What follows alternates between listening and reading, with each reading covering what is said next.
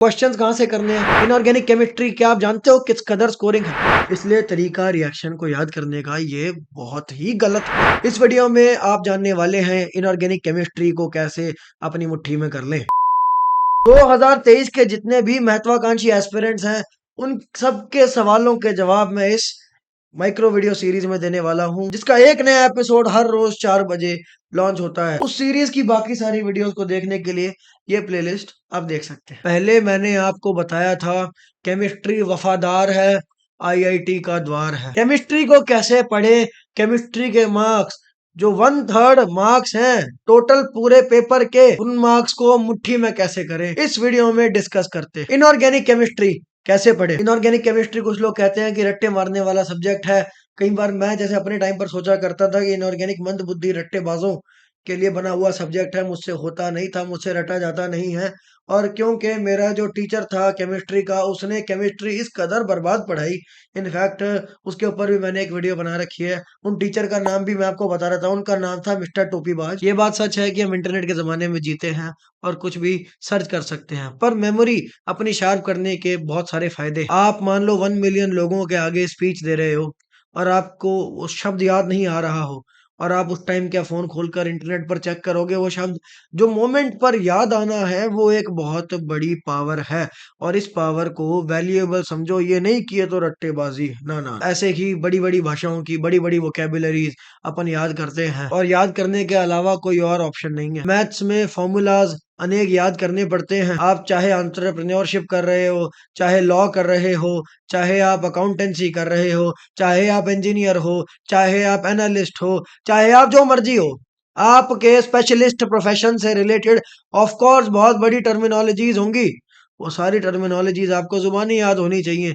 याद तो बहुत कुछ जीवन में होना चाहिए। आप कैसे अपने जीवन से उस याद करने वाली क्रिया को हटा सकते हैं। इसलिए आप ये समझो कि जेई ने आपको उसको भी शार्पन करने का एक मौका दे दिया। तो आप आज इनऑर्गेनिक याद करोगे, उसको आप साल 1 साल बाद भूल जाओगे, भूल जाओ।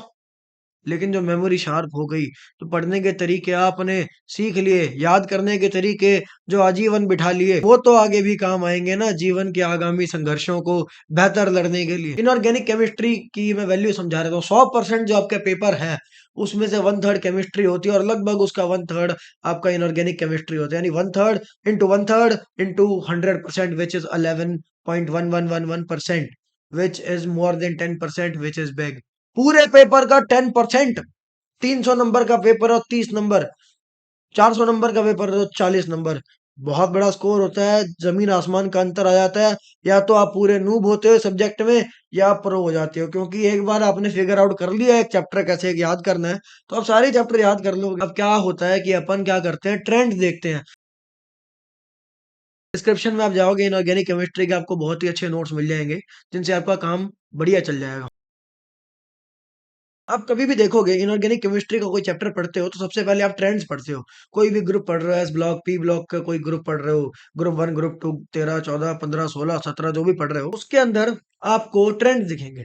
आप उन ट्रेंड्स को याद मत करो, केवल अपवादों को याद करो। आप देखो ट्रेंड तो लॉजिक से पीरियोडिक टेबल में पढ़ाए हुए जो लॉजिक्स हैं, इसलिए कहता हूँ पीरियोडिक टेबल पहले पढ़ के रख लेना चाहिए। और नहीं तो अभी भी आप चैप्टर्स पढ़ते पढ़ते अंदाजा हो जाएगा आपको, हर चीज का लॉजिक होता है। वो लॉजिकों से आप पढ़ोगे, एक ट्रेंड फॉलो करेंगे। जहां जहां अपवाद है, जहां जहां उल्टा सीधा हो रहा है, वहां वहां याद कर लो।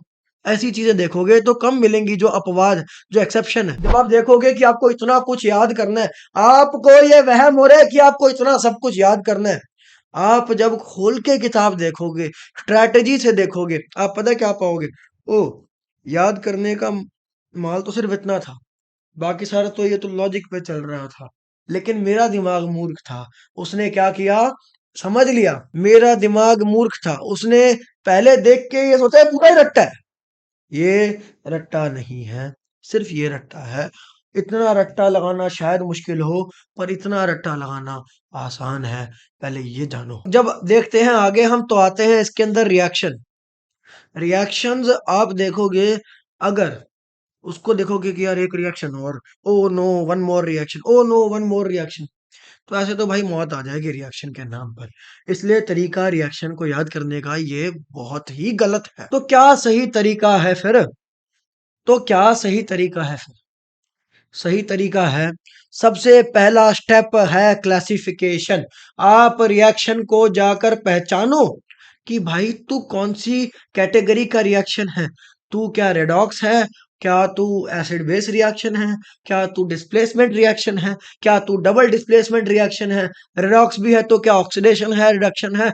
ऑक्सीडेशन हो रहा है तो कौन ऑक्सीडाइजिंग एजेंट है, कौन रिड्यूसिंग एजेंट है, कितना ऑक्सीडेशन नंबर में चेंज आ रहा है, एंड प्रोडक्ट्स कैसे बन रहे हैं। पहले आप कैटेगराइज कर लो। आप जब भी रिएक्शंस को कैटेगराइज कर लेते हो तो जो हजारों रिएक्शन है ना, आपने उनको कैटेगरीज में डिवाइड करके केवल 10-12 कैटेगरी में रिड्यूस कर दिया, तो एक्चुअल में आप देखोगे 10-12 तरह के रिएक्शन आप पढ़ रहे हो। फिर उनमें वो रेपिटेशन फील होगी, लेकिन आप अगर खोल के उसको देखोगे ही नहीं, रिएक्शन के पुर्जे खोल के देखोगे नहीं, तो आपको पता कैसे चलेगा कि अंदर ये वही है। अब आप ध्यान से देखोगे H2SO4 एक एसिड है, H2SO4 एक डिहाइड्रेटिंग एजेंट भी है, और कई सारे केसेस में वो एक ऑक्सीडाइजिंग एजेंट की तरह काम करता है। आपको साथ में दूसरा रिएक्टेंट भी देखना है कि और क्या चीज इससे रिएक्ट कर रही है, उसकी टेंडेंसी क्या है, रिड्यूस होने की है, ऑक्सीडाइज होने की है, डिहाइड्रेट होने की है, या क्या है। अब आप देखोगे कि H2SO4 का जो डिहाइड्रेटिंग नेचर है वो V2O5 P2O5 के डिहाइड्रेटिंग एजेंट से सिमिलर है, इसलिए इनके प्रोडक्ट सिमिलर बनेंगे। हो गया याद। प्रोडक्ट आपको याद ही नहीं करना, आप बस देखोगे कि किस चीज पे वो रिएक्ट कर रहा है, उसको उसका डिहाइड्रेशन करके क्या बनता है। अल्कोहल का डिहाइड्रेशन करके क्या बनता है, एल्कीन बनता है। सिंपल। थोड़ा कम डिहाइड्रेशन करोगे तो ईथर बनता होगा यार। H2SO4 एक स्ट्रॉन्ग एसिड है। स्ट्रॉन्ग एसिड तो HI भी है, HCl भी है, HBr भी है, HNO3 भी है, HClO4 भी है। तो ये सारे एसिड जो रिएक्शन शो करेंगे एसिडिक वाले, सिमिलर होंगे। H2SO4 एक ऑक्सीडाइजिंग एजेंट है, HNO3 एक ऑक्सीडाइजिंग एजेंट है, HClO4 एक ऑक्सीडाइजिंग एजेंट है। ये लोग ऑक्सीडाइजिंग एजेंट्स हैं, तो इनके ऑक्सीडाइजिंग एजेंट वाले प्रोडक्ट्स सिमिलर बनेंगे। ऐसे कर करके क्लासिफाई कर करके याद करेंगे। कुछ चीजें एंड में बचेंगी जिनको याद करना बहुत मैंडेटरी हो जाएगा, जैसे मैंने आपको बताया अभी, वो छोटा सा पोर्शन जो याद करने का है। आप क्या किया करो कि दिन में एक टाइम निकाल लो, जैसे कि मैंने आपको इस वीडियो में बताया था कि आप कैलेंडर का यूज कर सकते हो अपने टाइम को ऑर्गेनाइज करने के लिए। आप इसके अंदर 1 घंटे का, आधे घंटे का स्लॉट निकाल लो कि इस टाइम में मुझे मेमोराइज करना है कुछ। आप क्या किया करो, उसके लिए कोई भी चीज जेरोक्स करवा के या किताब में से निकाल करके या हाथ से लिख करके, जैसे भी सूटेबल हो, वो आप दीवार पे चिपका दो। फिर आप बीच में वॉक करने जाओ, उस चीज को जुबान पे रखो और मंत्र की तरह उच्चारण करते रहो और वॉक करते रहो। आप देखोगे वापस आओगे जब तक, तब तक याद हो जाएगा। ऐसा थोड़ा थोड़ा टाइम के बाद फिर से करते रहो याद, वो आपको कंठस्थ हो जाएगा। ऐसे कर करके आप थोड़ा थोड़ा चबा चबा के निपटा दो सारी इनऑर्गेनिक का याद करने वाले पोर्शन को। जो कंसेप्चुअल है उसको कंसेप्चुअल ही रखो। फिर इनऑर्गेनिक और ऑर्गेनिक में एक चीज काफी कॉमन आपको दिखेगी कि आप एल्कली मेटल्स देखते हो। एल्कली मेटल से काफी हद तक विपरीत बिहेवियर होता है हैलोजेंस का। वो पहला ग्रुप है, ये आपका हो गया 17वां ग्रुप। अब आप देखोगे एल्कली मेटल्स का, आप जो हैलोजन से रिएक्शन देखोगे, ठीक है, वो आप एल्कली मेटल में पढ़ोगे, पर वही रिएक्शन आप हैलोजन चैप्टर में पढ़ोगे, हैलोजेंस का एल्कली मेटल्स के साथ रिएक्शन, वही बात हो गई। अब आपको ये सारे जनरल टाइप ऑफ रिएक्शन पता ही होने चाहिए। नहीं पता तो एक बार आप देखो, उसके बाद आप सिमिलैरिटीज खोजो। रिएक्शन को खोल के पुर्जे पुर्जे, जैसे आपको मान लो कोई मोबाइल फोन दे दिया, आप उसको खोल के देखो। ये चीजें खैर घर पे ट्राई मत करना, मैं भी यहाँ ट्राई नहीं करने वाला। पर ये फोन कैसे चलता है, आपको ये फोन खोल के ही तो पता चलेगा। आप मान लो ऐसे 30-40 फोन खोल लो, मुझे उम्मीद है तब तक तो आप जान जाओगे ना कि फोन में क्या होता है और कैसे वापस भी इसको बंद करते हैं। तो इस तरह से आप रिएक्शंस को खोलें। एक काइंड ऑफ रिएक्शन क्या आ गया, एसिड होता है, वो अल्कली मेटल से रिएक्ट करता है तो क्या देता है, या किसी भी एक्टिव मेटल से रिएक्ट करता है तो क्या देता है, हाइड्रोजन गैस निकलती है। ऐसी ऐसी चीजें आपको पता होनी चाहिए।